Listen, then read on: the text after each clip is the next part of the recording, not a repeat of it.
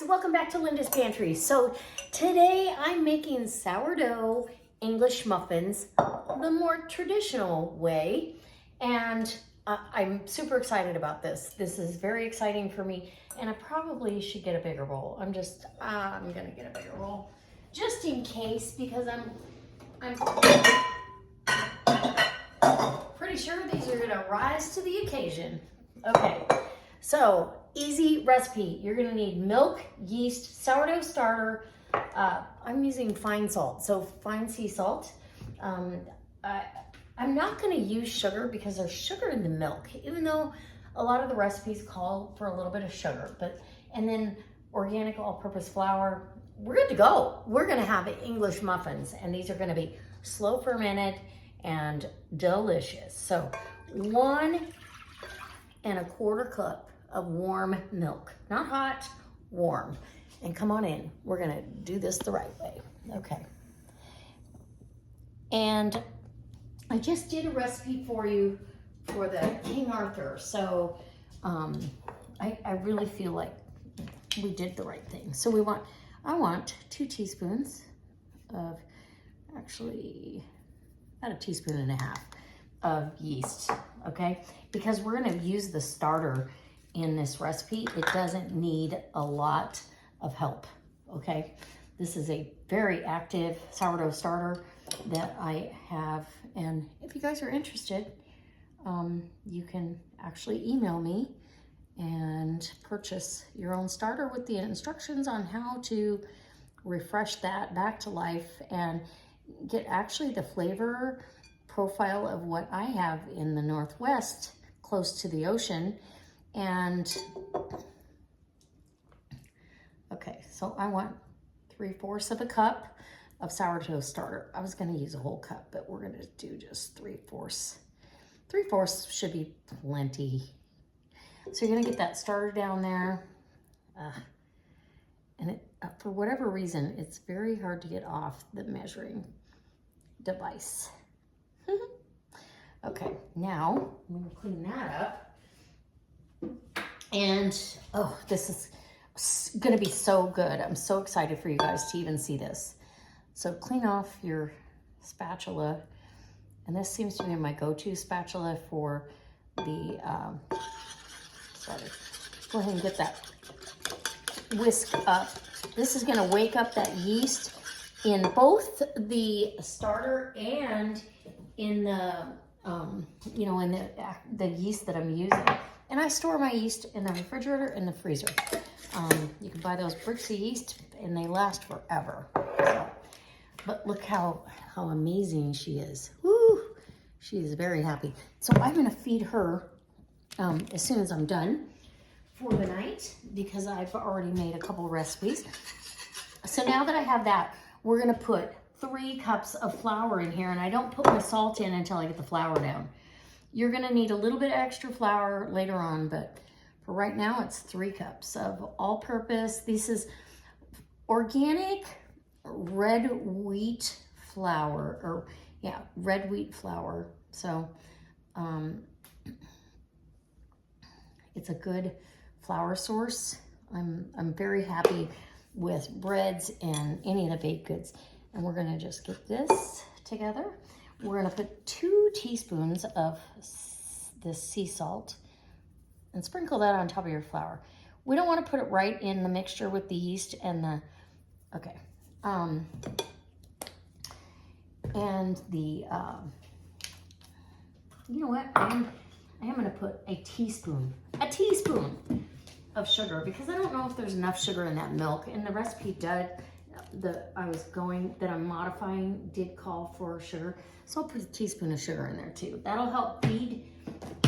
I just don't want to take away from the sourdough flavor, if that makes sense. I still want it to have that really flat sourdough flavor. So this is going to be a very wet, sticky dough, and that's the way it should be. It should be very wet, very sticky. It's going to hang out overnight. And we're gonna come back to it tomorrow. Oh yeah. And it's probably gonna take another 1/2 cup of flour. And, you know, depending on how humid your house is and all that. Yeah, I'm going to put another. I want this sticky and hard to work with, but definitely something I could turn out onto a board and turn into something, right? Sometimes you just have to improvise. And don't be scared to do it, right? Okay, that feels perfect. A nice wet starter dough. Although I still wouldn't turn that out onto a board. This is more like a pre-ferment. So we're gonna put a little bit more, another half cup. Okay. So what do we got there? 4 cups? Okay, okay. Now we're talking, now we're cooking with gas. Okay. It's coming together, but it's still really too wet to put your hands in there, and that is perfect. So we want a nice, thick, heavy dough. And tomorrow morning, I will bring this out and do some kneading and get them shaped. And so you can see how nice that Danish whisk works. It just takes everything, nothing holds on to it very much. So if you don't have one of these, I highly recommend it. I'm gonna cover this with cling film and put it in the proofing oven, and I'll see you tomorrow morning. Good morning. Okay, so this rose all the way up to here and then deflated back down. I'm not sure. We're just gonna go with it, and hopefully it won't hurt anything. I'm gonna try to get in here and get this dough worked so we can shape these into English muffins. Oh, it's a nice dough. Smells wonderful too, I'm just gonna tell you. So I'm gonna add some flour to these, and I've got my electric skillet out. Get around the edges with the flour just so it'll make it easier to get it out of the bowl, and then I'll be dusting my surface here. Yeah, there you go. Okay, I think we're gonna get this out. When it seems like it's way too, way too thin of a dough, just when you think it's too thin, it shocks you into, yes, okay. Plenty of dusting down here to lay that out, okay? And there you go. Yeah, okay. So I'm just gonna, sorry, wish I could do this right-handed. We'll try. So get your scraper down in your bowl, get all that out onto your board, right? Awkward, but hey, just awkward to do it in the camera's vision. And don't let it run over the board. Catch it before, yeah, before it does it. And start working that flour in, because you're going to have a little bit more capability to form this. So we're just going to start that kneading process and folding. It's a nice soft dough though, and you want to try to keep it as soft as possible without it being too sticky, right? Because we want all those beautiful air pockets that English muffins are known for, right? Oh my gosh. Yeah, this is nice. This is a very happy dough. Okay, and that's really all the flour I'm going to knead into this. Of course, I need to get some more underneath here. And yeah. We're going to work that right in.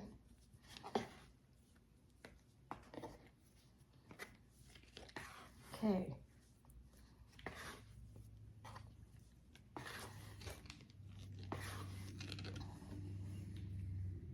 Let's get some more flour, just a little bit more.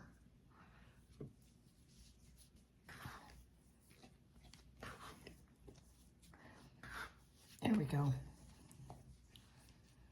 Okay. And I'm going to form my English muffins a little bit different than, I'm going to form them just like you do a dinner roll. Get all that sticky off of me.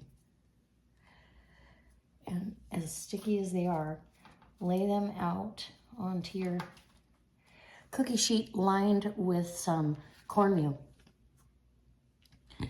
And you'll be all right. This will make a nice big batch. So you can stretch all your corners together. Get some flour on my hands here. Stretch all your corners together or roll it into a nice dough ball and put it out on your, press it onto the cornmeal. Okay, just like that. I'm going to continue and I'll be back when I've got all of these shaped and formed. Some will be a little bigger than others. If you want to, you could weigh these out into perfect little, 2 ounce or 3 ounce dough balls.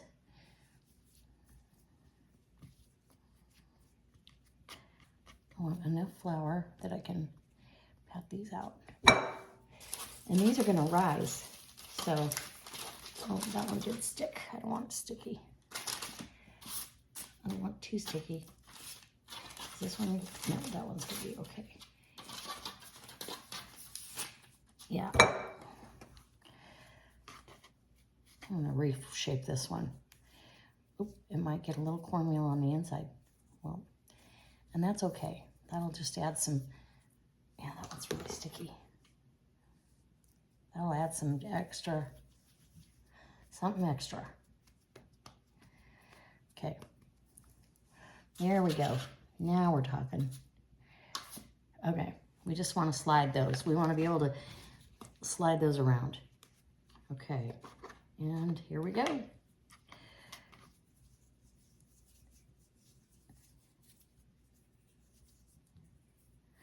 All right, I'm going to continue my little endeavor here. And as soon as I get these all shaped up and ready to do their little proofing, I'll put them in the proofing oven and we'll let them rise up to the occasion. They're going to do some additional rising in the electric skillet, which is the perfect vessel to do that with. Okay, guys, this has been in the oven proofing for a while. I've got my pan preheated, so you don't want it too hot, but you do want it preheated. And you need something with a lid. Sorry about that.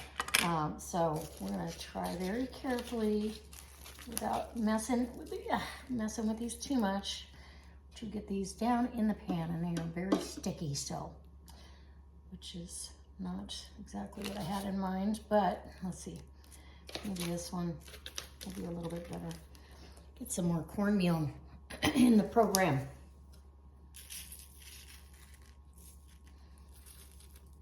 We'll see what we can do here without ruining my whatever little bit of rise I got, And there'll be some oddballs shapes, I guess. Okay. So the secret is to get enough cornmeal down on your pan that you can get them back, or on your parchment that you can get them back off of there easily. That's the key. Okay. And I did sprinkle the tops with cornmeal as well, so those are ready to go.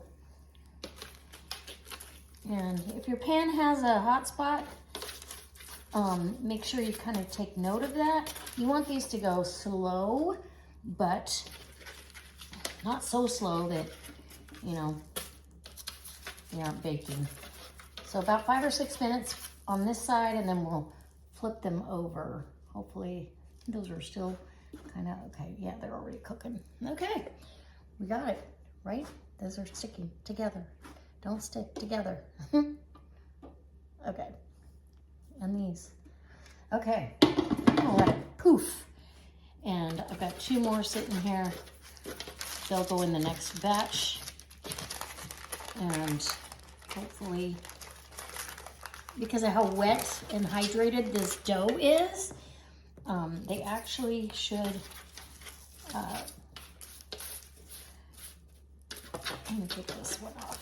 There we go. They should puff up really nicely. So, and that would be considered the oven spring because of the steam that's in there. So you want to wait till you got some steam condensation going, and then we'll get ready to turn them. English muffins for breakfast? Yes, please. Okay, so you can see there's some condensation started here. I'm going to go ahead and give